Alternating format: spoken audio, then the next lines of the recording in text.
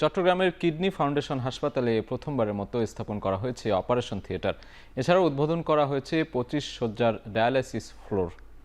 দুপুরে হাসপাতালটিতে নতুন সংযোজিত সুবিধাগুলোর উদ্বোধন করেন চট্টগ্রাম সিটি কর্পোরেশনের মেয়র ডাক্তার শাহাদাত হোসেন।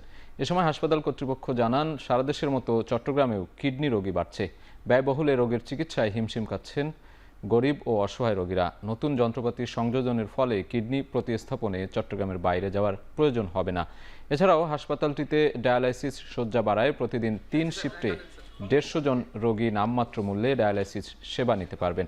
আগামীতে হাসপাতালটিতে আন্তর্জাতিক মানের হাসপাতালে রূপ দেওয়ার পরিকল্পনার কথা জানায় হাসপাতাল কর্তৃপক্ষ। উদ্বোধন অনুষ্ঠানে উপস্থিত ছিলেন হাসপাতাল পরিচালনা কমিটির সভাপতি ডাক্তার মইনুল ইসলাম মাহমুদ, পিএইচপি ফ্যামিলির চেয়ারম্যান সুফি মিজানুর রহমান, চট্টগ্রাম মেডিকেল বিশ্ববিদ্যালয়ের ভিসি ডাক্তার ওমর ফারুক ইউসুফ সহ আরও অনেকে। ডক্টর মইনুল ইসলাম মাহমুদ